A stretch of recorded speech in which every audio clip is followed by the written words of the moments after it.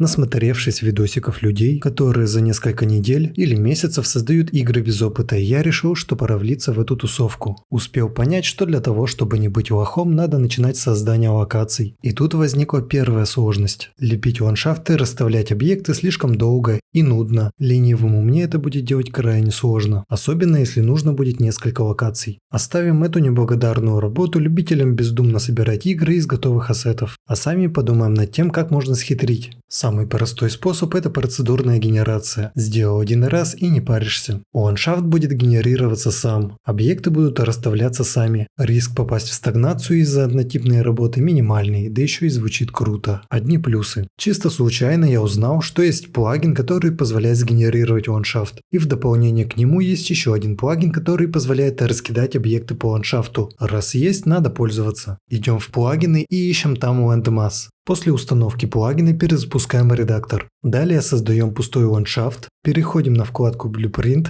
выбираем кисть Custom Brush Material Only и щелкаем по ландшафту, чтобы создать эту кисть. Все настройки будут выполняться уже в созданной кисти. Выбираем подходящий материал с перепиской Gen Noise. Теперь можно подкручивать параметры и наблюдать изменения. Остается установить случайный сид при запуске игры и готово. Для этого создал отдельный Blueprint тест. В него добавил поле Custom Brush, в котором и указывается эта ландшафтная кисть. В Blueprint в момент начала игры формируется случайное число, и оно меняет сид кисти. Затем сгенерированный сид выводится на экран. Теперь все готово. Проверяем. И ничего не работает. А ты думал, все будет так просто?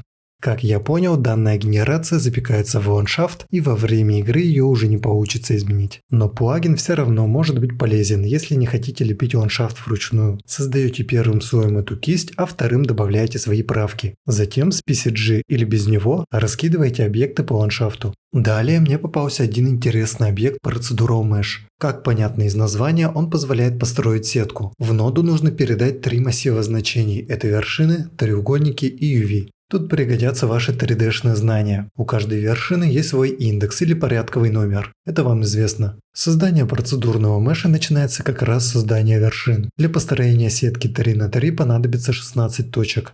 Далее идет создание треугольников. Здесь указываются индексы вершин, которые и должны образовать треугольник. Соединение по часовой стрелке или наоборот влияет на нормаль поверхности. Форму построили, остается UV-развертка. Вы уже знаете, что UV – это двухмерная штука, значение которой находится в диапазоне от 0 до 1.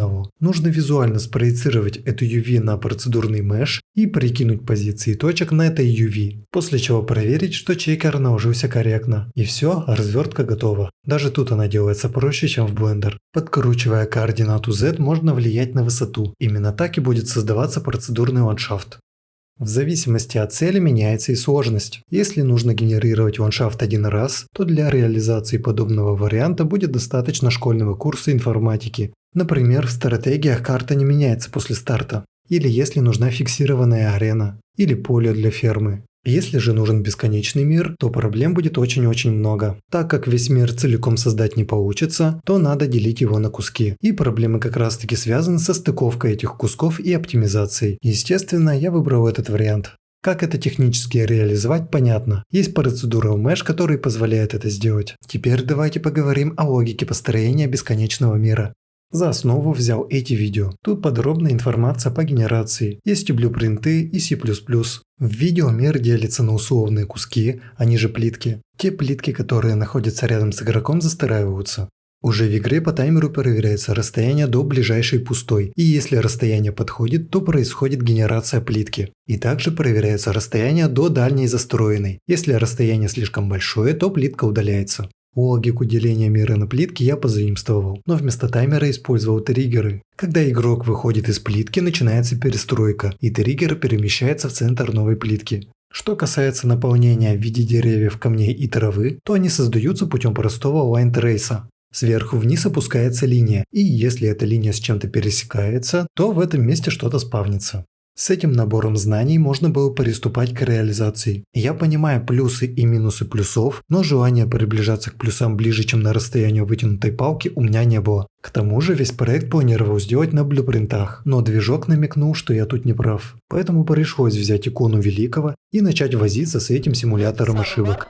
По итогу получилось такое. Генерация гибко настраивается, а сам процесс происходит в 3 этапа. Сначала генерируется поверхность, затем деревья и камни. Причем, если игрок быстро перешел на другую плитку, то начинается генерация поверхности, а текущий этап откладывается. И затем уже трава. У нее самый низкий приоритет генерации. Само собой, я не забыл добавить еще баги и ошибки.